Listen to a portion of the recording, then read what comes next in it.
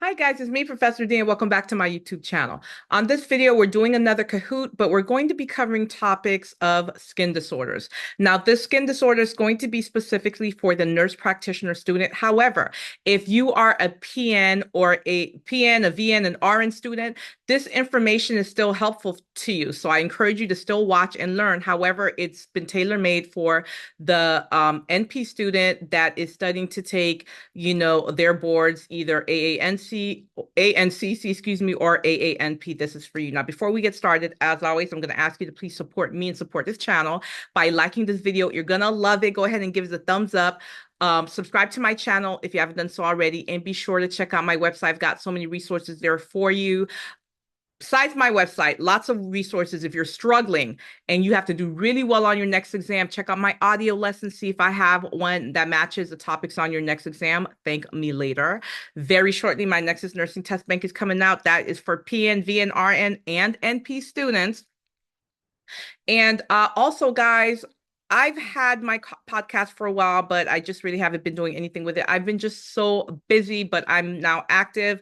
I'm on Spotify. I'm on Amazon Music. I'm on Apple Music, but I got a notification today that there is issue with my artwork. I'm assuming they're talking about the cover I have for my podcast. So I sent that to IT. I'm hoping that they can get that resolved within the next 24, 48 hours so I can be back on Apple Music. But I'm on a lot of different platforms. So whichever one you use for podcasts, check me out, Nexus Nursing. Almost daily, you can find me covering a variety of nursing topics across my social media platforms, TikTok, Instagram, Facebook, YouTube. My handle is the same everywhere, Nexus Nursing. Now, without any further ado, guys, let's get started.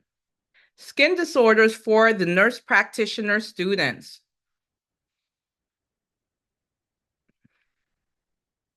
Okay, your patient presents with characteristic blistering lesions occurring along a dermatome and not crossing the midline. What do you suspect?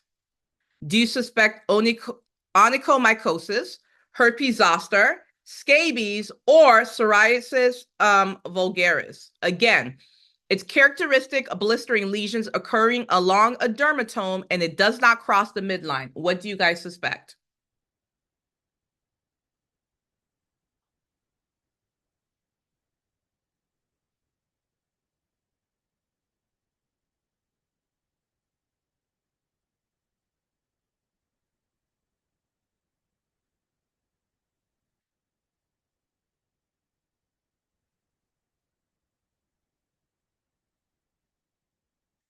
Wow.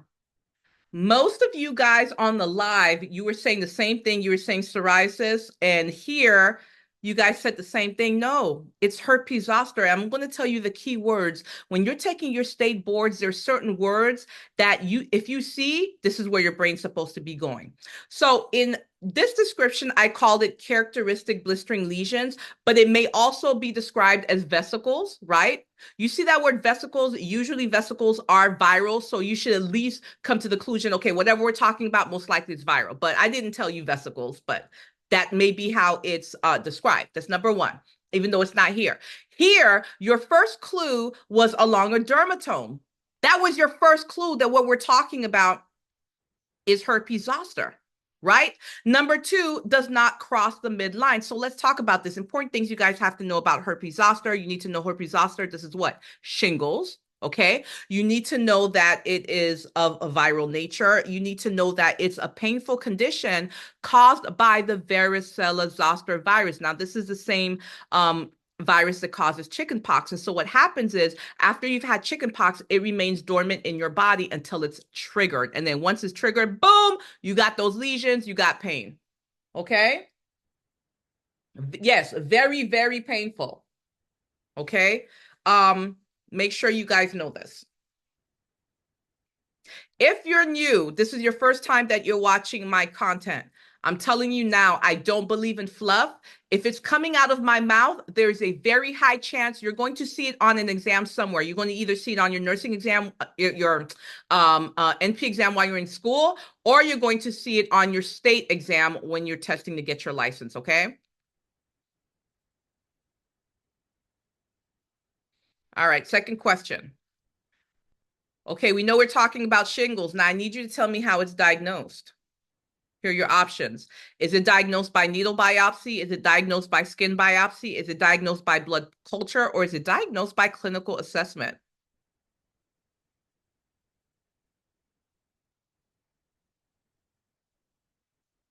What do you guys think?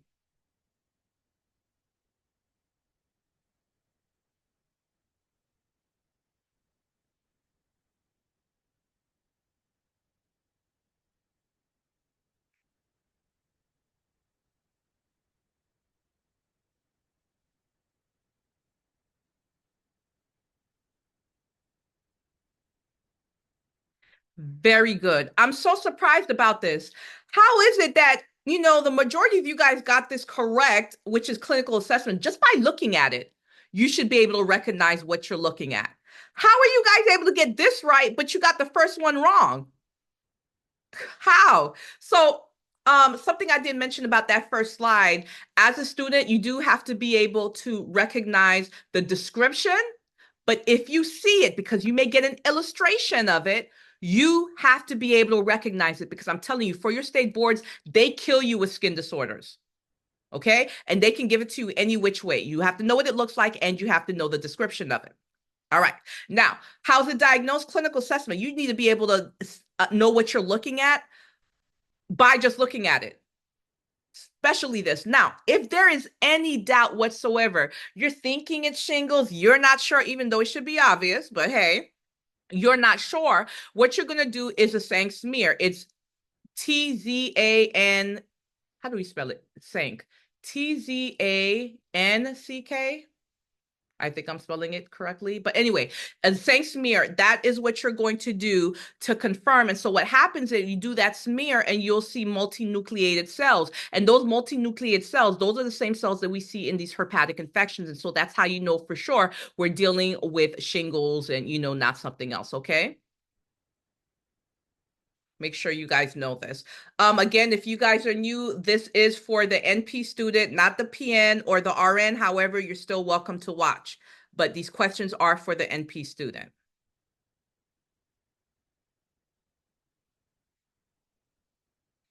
All right. The first line treatment is high dose antiviral agents such as acyclovir or valcyclovir within the first 72 hours of outbreak for shingles. Is this true or is this false? Again, the first line treatment is high dose antivirals such as acyclovir and valcyclovir within the first 72 hours of outbreak. That's another thing. ANCC and AANP, both of them are very, very, very big on first line treatments. You need to know them. Is this true or is this false? True.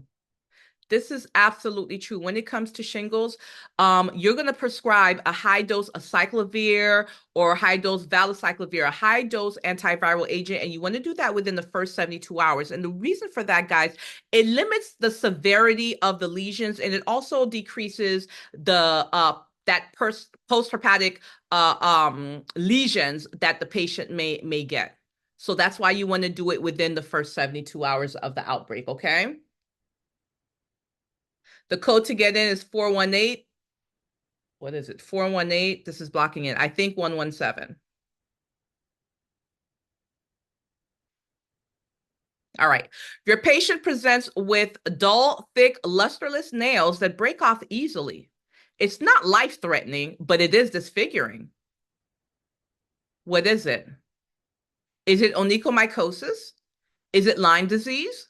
Is it rosacea? Is it acute cheilitis? What are you looking at? What is that description that I just mentioned? Onychomycosis, Lyme disease, rosacea, acute cheilitis.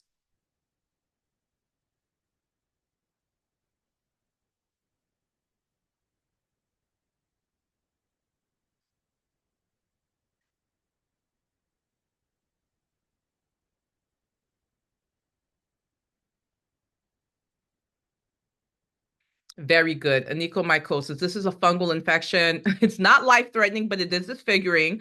Um, Again, it's a fungal infection found on the nails and toes. You need to know the description.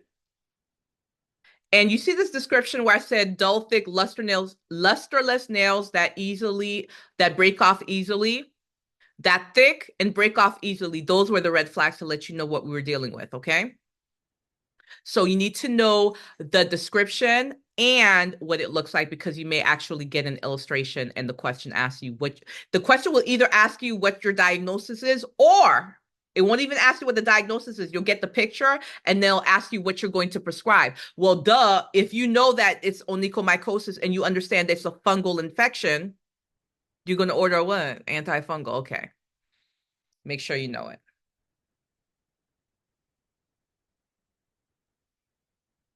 Select all that apply. Which first line oral treatments would you consider to prescribe to this patient with onychomycosis? Itraconazole, dexamethasone, terbinafine, potassium chloride, fluconazole, antihistamines. Select all that apply. Your patient's got onychomycosis. You've diagnosed it. What are you going to prescribe for them? What are your options? Select all that apply.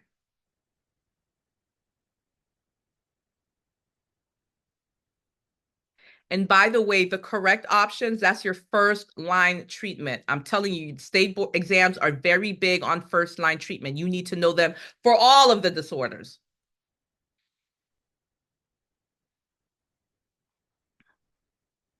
Hmm.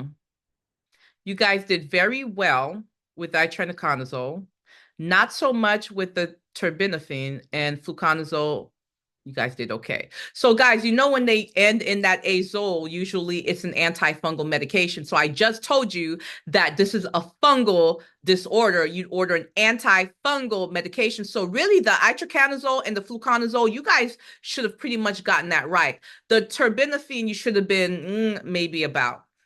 Those three are your first line treatment. Those are what you're going to consider ordering for this patient. You need to remember that fungal infections take a very, very long time to treat. So this is not something that's going to be cured in days or even weeks. It may take months before this is resolved, and you have to let the patient know. Okay, not dexamethasone. That's a corticosteroid. Not potassium chloride. Potassium. That's a electrolyte. That's a mineral. Not a mineral electrolyte. And antihistamines. We give that for like allergic reactions, which is not what we're dealing with right now.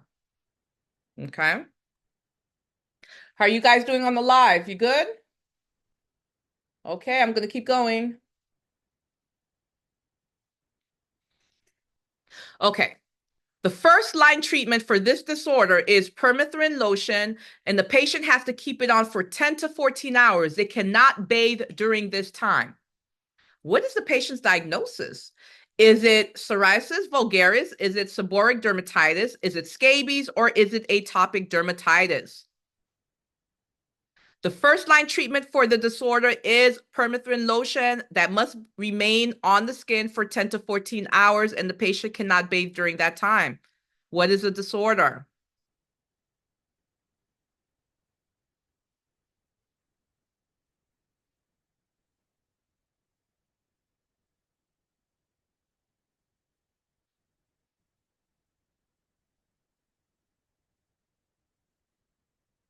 Very good. Scabies. That's what we're dealing with. Scabies, right? The other options, psoriasis, vulgaris, the first line treatment would be a topical corticosteroid for that. For us, seborrheic dermatitis, you'd order a topical antifungal agent. And for atopic dermatitis, you would order a low potency corticosteroid after you've got it under control and you just want maintenance. It's going to be low patency, patency, low potency corticosteroid. Remember, guys, we love corticosteroids. It decreases inflammation, but long term, not good, right? It thins the skin, causes hypopigmentation, all types of issues that we really would rather avoid. That's why it's going to be low potency because, as you know, atopic dermatitis is what? It's a chronic condition.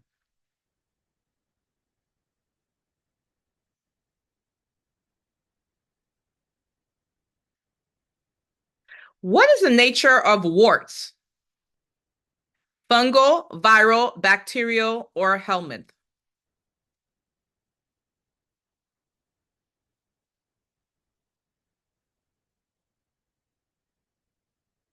Warts. Am I saying warts the right way? Warts? No. A-R, warts. Guys, am I pronouncing it the right way? Warts. No one's telling me. Okay, thank you. Warts. Is it fungal, viral, bacterial, or helminth?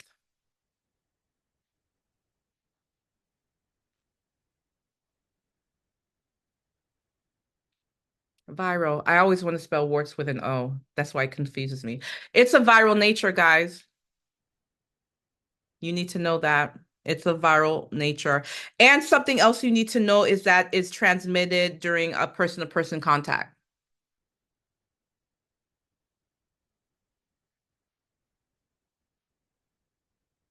True or false? Treatment for cellulitis involves the choice of a systemic antimicrobial agent with significant gram-positive coverage. Is this true or is this false? So we're talking about cellulitis. And the statement is it involves the choice of a systemic antimicrobial agent with significant gram-negative coverage. Is this true or is this false?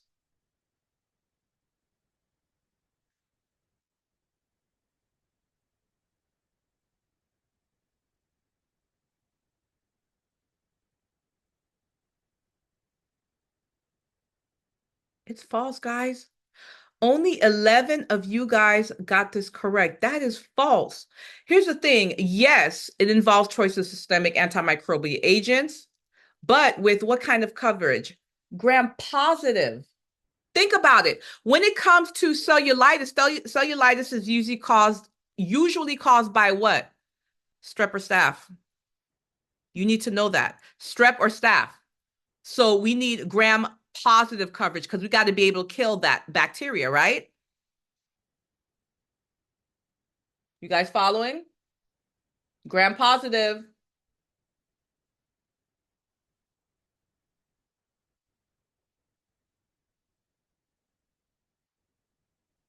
Okay, give me a second because I see in the live someone says it ends in itis, but I want to know what you're going with because it ends in itis. What? I'm trying to understand what you're saying. You're not gonna fail. Just study. You're not gonna fail. All right. Anyway, for testing purposes, you need to know this. And guys, I'm telling you right now, for your state boards, you have to know what type of microbial agents you're going to order, depending on, if something is, staph or strep or, some type of other pathogen, whether it's going to be something to cover gram negative or something to cover gram positive. You got to know this.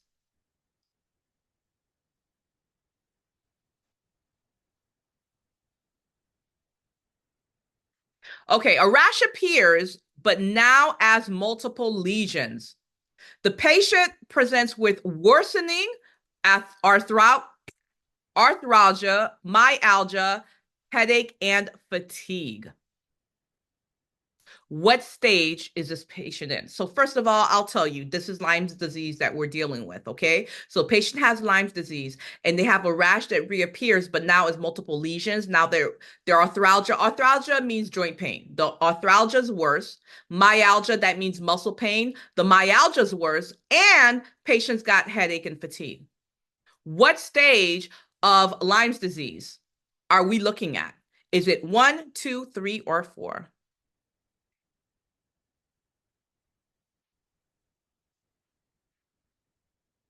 It's 2. It's 2. Only 5 people got that correctly. So let's talk about it, guys. So in stage 1, patients just been infected. They're going to have mild flu-like symptoms. If it's not treated, it'll go away on its own in about 3 or 4 weeks. Okay, so that is stage 1.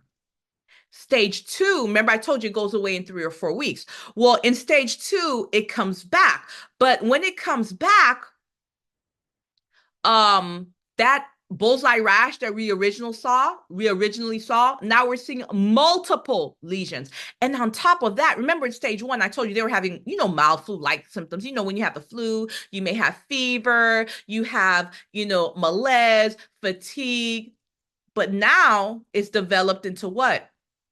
Joint pain, muscle pain, headache, and the fatigue has gotten even worse. Okay.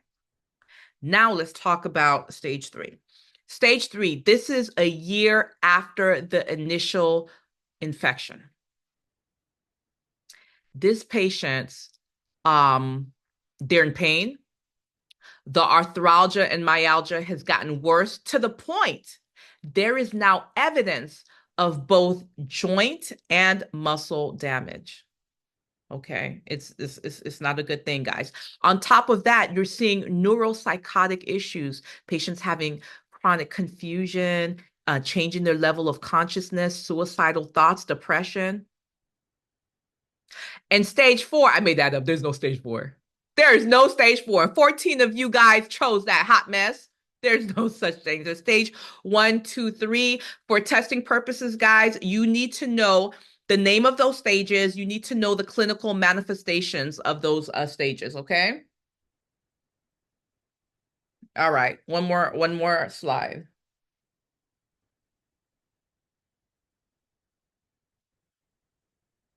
Select all that apply. All right, the treatment for Simics lectularius, select all that apply. What is the treatment for this? Here are your options. Topical corticosteroids or antihistamines, professional extermination, vacuuming crevices in floors, beds, and furniture, washing clothes in hot water at least 120 degrees Fahrenheit, drying clothes in high heat for at least 20 minutes, and moving.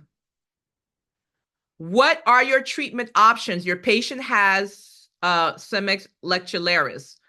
What are your options for this patient? Select all that apply. Black Scorpion said, I'm out. You're moving?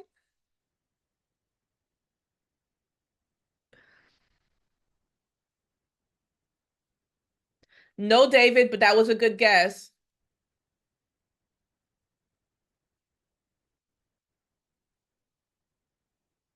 All right. First of all, this long, fat, fancy term. It's a long, fancy term for what? Can you guys tell me? Yes, bed bugs. That's what we're talking about, bed bugs. Long, fancy term for bed bugs. For testing purposes, guys, you need to know what the description of it is. And the bed bugs tend to be brown with a reddish center. You need to know that they come out to feed at night. You need to know that what else do you need to know? Oh, you need to know how to get rid of them. You see the topical corticosteroids and antihistamines. Those two you're going to prescribe if the patient just can't tolerate, because they're going to be itching, they're going to have pruritus. It's going to be intolerable for many people. So if they're complaining of those symptoms, you're going to order corticosteroids or antihistamines. Um, you're going to teach the patient to make sure that they vacuum the crevices in the floors, the beds, the furniture. They're going to wash all cloths in very, very high heat, up to 120 degrees Fahrenheit. Drying has to be very, very high heat for at least 20 minutes. Anything that can't be washed needs to be suffocated. So you're literally going to put it in plastic, tie that plastic bag, and leave it alone for a good 2 weeks. Why? Bed bugs are hard to kill. They can survive up to 2 weeks without feeding on you. Okay. And of course, you're going to teach them about getting a professional exterminator if that's possible.